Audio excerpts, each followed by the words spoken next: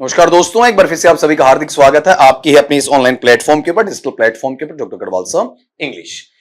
YouTube पे ये जो सीरीज अपनी चल रही है आपके सवाल हमारे जवाब series for all the competitive examinations में इंग्लिश सब्जेक्ट का आपका पार्ट नंबर 49 है आपका।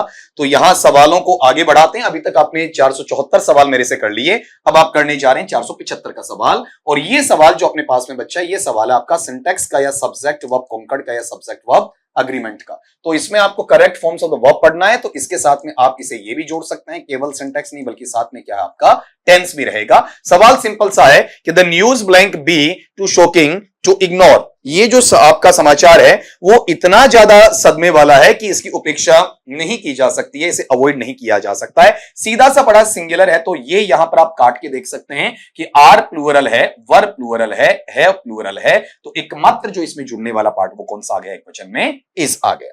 नेक्स्ट पे चलो आपका the concept of scaffolding in language learning is primarily related to. ये जो आपका अवधारणा है किसमें आपका वहां पर टीचिंग लर्निंग प्रोसेस के अंदर स्कैफोल्डिंग, तो ये प्राथमिक तौर पर संबंधित किससे है, किससे आपका वहां पर जुड़ा हुआ है। तो ये बेटा फिर से अपने पास में क्या आता है, टीचिंग मेथड्स के अंदर आता है। प्रिंसिपल्स ऑफ टीचिंग इंग्लिश है, उसके अंतर्गत इसे आपका वहां पर रखा जा सकता है, उसके साथ में इसे आपका वहां पर जोड़ा जा सकता है। ठीक है, तो ये जो पार्ट आपके पास में आ रहा है, कौन सा पार्ट आ रहा है बताओ, आपका स्कैफोल्डिंग वाला पार्ट आपके पास में आ रहा है। इसमें आप क्या करते हैं, टेम्पररी सपोर्ट करते हैं। ठीक है, अस्थायी तौर पर आप समर्थन देते हैं किसके लिए, वहां पर जहां पर आपका ज्यादा नॉलेजेबल सोर्स की बात होती है, ज्यादा आपके वहां पर ज्ञान के स्रोत की बात होती है, उसके साथ में से अटैच करके आपका वहां पर रख दिया जाता है। तो इसमें अध्यापक की प्रभावशालीता नहीं होती है, इसमें आपका वहां पर निष्प्रभावी अध्ययन की बात नहीं होती है, इसमें रट्टे मारने की कोई बात वहां पर नहीं होती है। अगले सवाल पे आ जाएं। द वर्ड ऑब्फस्काइट मीन्स, ये जो शब्द है ना ऑब्फस्काइट, इसका मीनिंग क्या है, इसे आराम से बोलना, ऑब्फस्काइट ऑब्फस्काइट इस तरीके से। तो इसका अर्थ वहां पर क्या बनता है वो चीज आपको पता होनी चाहिए। जब चीजों को आप अस्पष्ट कर देते हैं, चीजों को आप वहां पर अनक्लियर कर देते हैं, उसे अपन क्या नाम देते हैं, ऑब्फस्काइट नाम वहां पर दिया जाता है। ये जो टर्म अपने पास में आ रहा है, इस टर्म को अपन किसके नाम से जानते हैं, सिनोनिम के नाम से जानते हैं, टू मेक ऑब्सक्योर और अनक्लियर। जब चीजों को आप अस्पष्ट बनाते हैं, ठीक है, बिल्कुल हल्का बनाते हैं, वो इस नेचर में आपका जुड़ता चला जाता है। अगले पार्ट पे आ जाएं। Identify the clause type. बेटा बहुत अच्छा सवाल है, क्लॉज एनालिसिस का एप्लीकेशन में ये चीजें मैं पढ़ा भी चुका हूं आपका वहां पर। और अगर बच्चा है अच्छा कंपटीशन वहां पर रखता है, ठीक, तो उसे ये टॉपिक वहां पर हर हाल में आना चाहिए। अगर ये टॉपिक उसे नहीं आ रहा है तो कोई मतलब नहीं है वहां आपका कंपटीशन में उतरने का। रीजन ये है कि इसके सवाल आजकल पूछे जाने लगे हैं आपका। तो the question is whether he will come और नॉट। सवाल ये है कि वो यहां पर आएगा या फिर आपका नहीं आएगा। ठीक है, तो यहां पर आपको क्लोज टाइप पढ़ना है। तो एक चीज ये गौर करो कि कौन से क्लोज की अपन बात करें। ठीक है, तो ये ध्यान देना, यहां हेडवर्ड यहां से चलेगा आपका, ठीक है, उसके साथ में से आपका जोड़ा जाएगा। तो ये जो क्लोज है आपका, ठीक है, पूरा का पूरा, इस पूरे क्लोज को अपन किसका नाम दे सकते हैं, आपका सब्जेक्ट वाले पार्ट में से रखा जा सकता है। तो इसे अपन नाम देंगे आपका वहां पर नाउन क्लोज का। ठीक है, हालांकि डिटेल में अपन जाएंगे बाद में। जैसे रिलेटिव क्लोज होता तो हु विच ऐसा कुछ आना चाहिए था। एडजेक्टिव में क्या करता, मॉडिफाई करता है। एडवर्ब में भी क्या करता, मॉडिफाई करता है।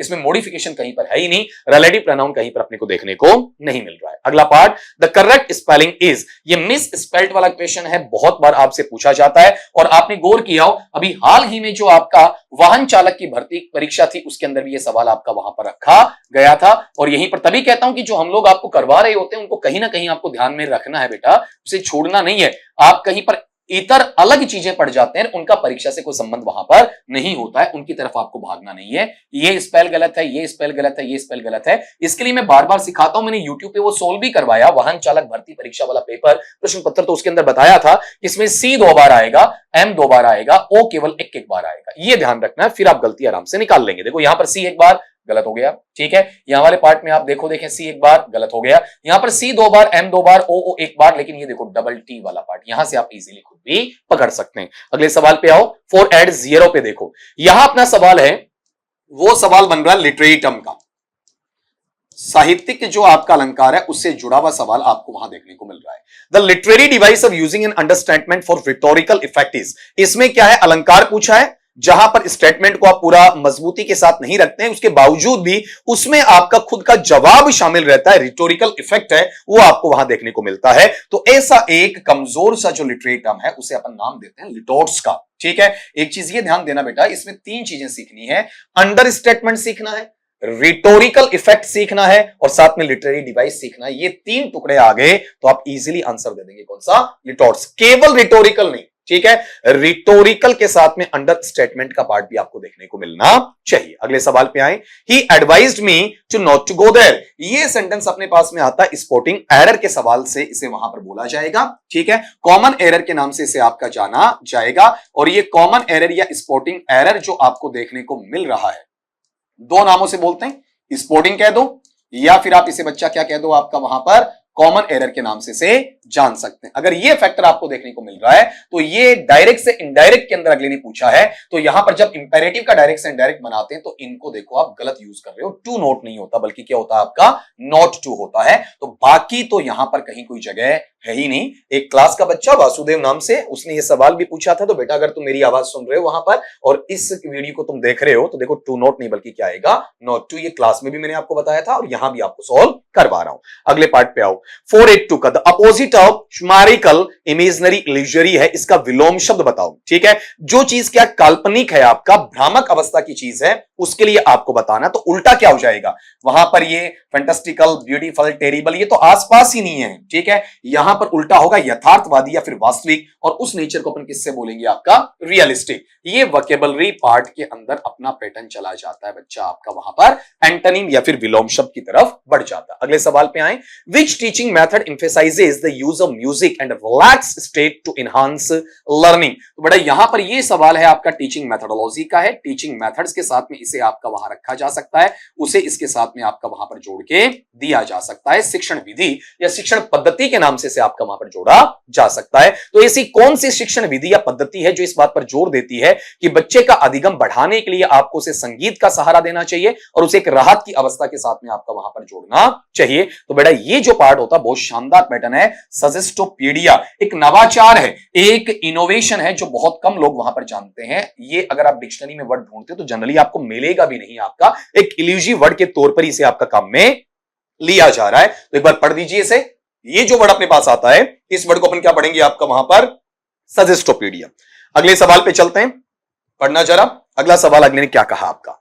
द साउंड ए, ये वाला जो पार्ट है ए साउंड, जैसे कट के अंदर काम में लिया गया। कट का फोनेटिक बच्चा इस तरीके से बनता है आपका, अगर आपको बनाना आता है तो पता होना चाहिए ये कैसा साउंड है आपका। कट अ का मतलब कहां जा रहा है? आपका हल्का सा बीच की साइड में देखने को मिल रहा है और आपका मुंह वहां पर क्या रहता है? खुला खुला सा वहां पर रहता है। तो इस सवाल को जब आप पढ़ रहे हैं ना बेटा, तो एक चीज ध्यान रखो कि खुलेपन के लिए ओपन यहां देखने को मिल रहा है, तो 2 चीजें आपकी बाहर हो गई, ठीक है।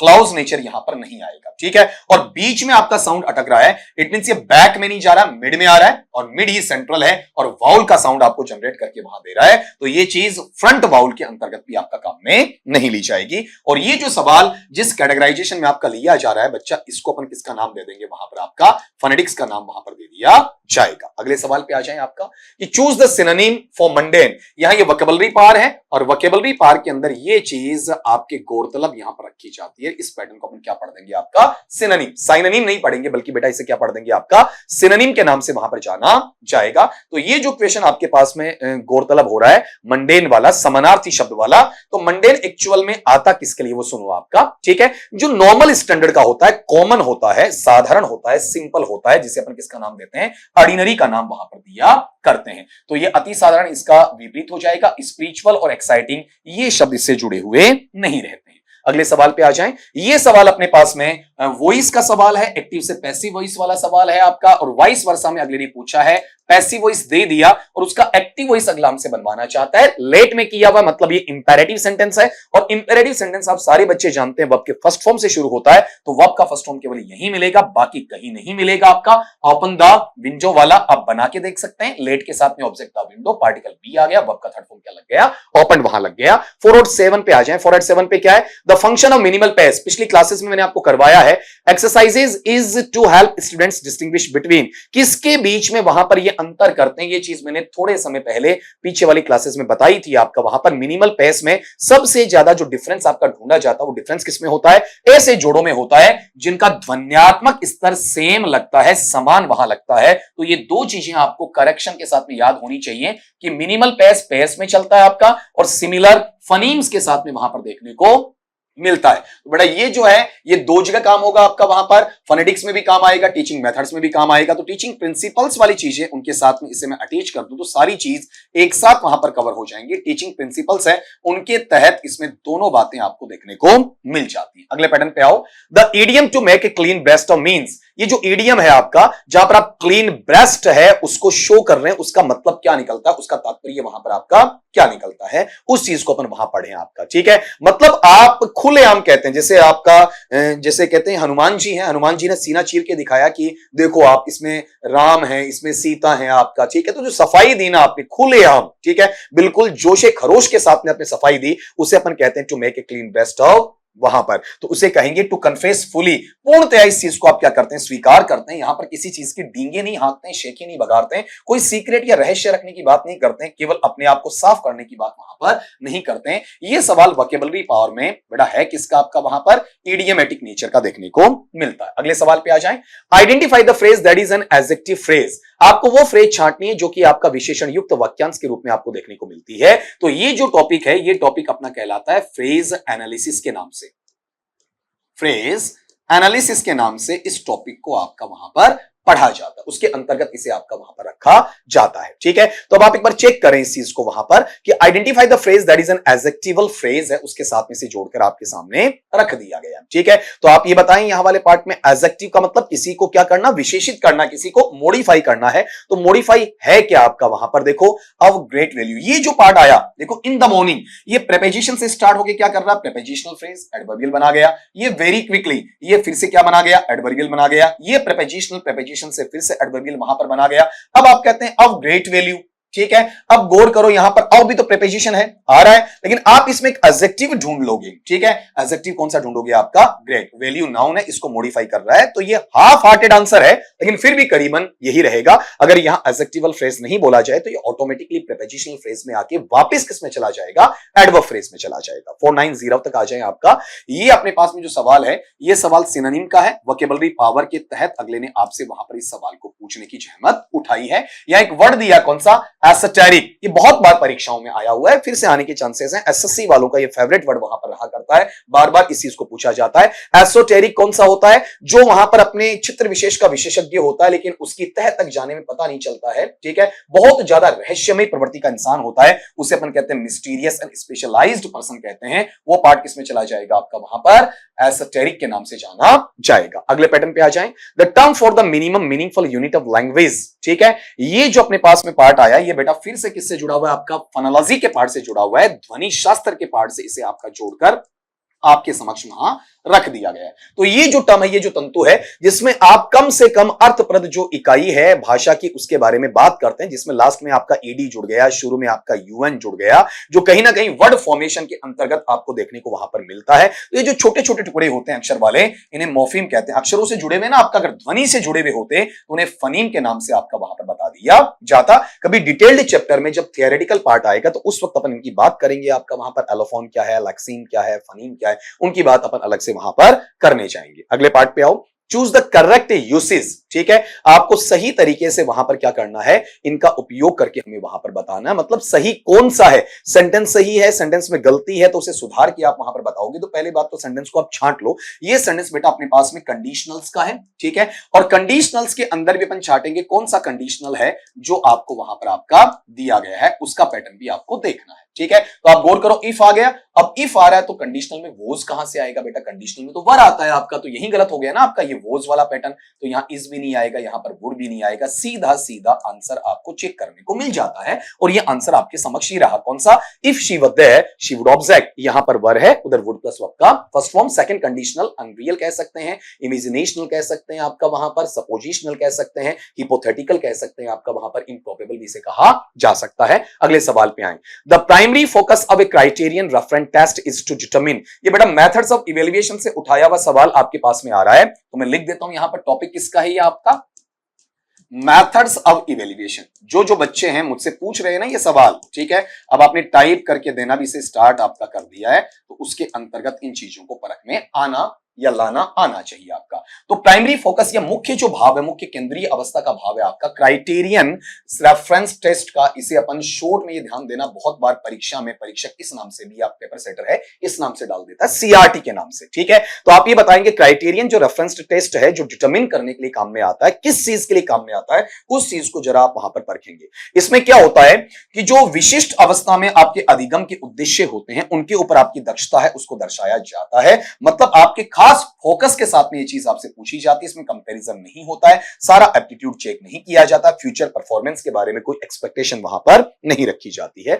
अगला सवाल वहां पर आपका ये आपसे पूछा है कि जो फुल इंफिनिटिव है आपका, ठीक है, उसका मीनिंग आपको वहां बताना। तो एक्चुअल में क्या करना आपका वहां पर, इसके लिए केवल और केवल मीनिंग वोकैबुलरी के अर्थ में आपको वहां पर जाना है। सिनोनिम के पार्ट में आपसे अगले ने वहां पर पूछा है, ग्रामर नहीं पूछा है। तो रेसेंट का मतलब होता है किसी चीज को निरस्त कर देना, किसी चीज को वापस रोक कर वहीं छोड़ देना आपका। तो टू रिवोक करना या फिर कैंसिल करना, ये पार्ट किसमें आ जाएगा, रेसेंट में आ जाएगा। इनफोर्स या सपोर्ट या पोस्टपोन की चीजें इसके अंतर्गत आपकी शामिल वहां पर नहीं होंगी, ठीक है। तो ये जो पैटर्नेबल सिचुएशन आपको देखने को मिल रही है, इसमें आप इजीली अंडरस्टैंड कर गए होंगे कि क्यों अपन हरी कर रहे हैं आपका, ठीक है, क्यों अपन जल्दी कर रहे हैं कि ज्यादा से ज्यादा सवाल मुझे आपको वहां पर करवाने। मैंने पहले कहा था कि 500 के आसपास सवाल, तो आपके सवाल हमारे जवाब के मैं लूंगा ही लूंगा, चाहे टाइम हो या ना हो। फिर अगर टाइम नहीं हुआ तो मैं इसे रोक भी सकता हूं आपका, फिर भी तुम्हें हिंट दे रहा हूं आपका, 500 के बाद में से रोका भी जा सकता है आपका, ठीक है। क्योंकि हो सकता है कि ऐप की क्लासेस भी होती हैं, ऑफलाइन क्लासेस भी आपकी वहां पर होती हैं, यूट्यूब पे भी अलग सेक्शन भी हमें वहां रन करने होते हैं, तो एक आदमी कितना कर पाएगा। दूसरी बात यह है, जो 5-7 बच्चे जुड़ते हैं वो तो देख लेते हैं, बाकी को शेयर नहीं करते आपका, ठीक है, या फिर उस चीज को पूर्ण तरीके से वेटेज नहीं देते हैं, तो फिर थोड़ा सा मनोबल भी गिरता है कि बच्चा वहां पर, उसके लिए इतनी मेहनत की जा रही है और फिर बच्चा हमें सपोर्ट नहीं कर रहा है, तो दैट इज नॉट फेयर। चलो अपन उम्मीद के साथ में, ऑप्टिमिस्टिक रहते हैं, आशावादी विचारों के साथ में मिलते हैं आपका वहां पर नेक्स्ट सेशन में, ठीक है। कहा नए लेक्चर के साथ में, नए क्वेश्चंस के साथ में, तब तक के लिए यही कहूंगा, स्वस्थ रहिए, मस्त रहिए, लेकिन बेटा वहां पर पढ़ते रहिए।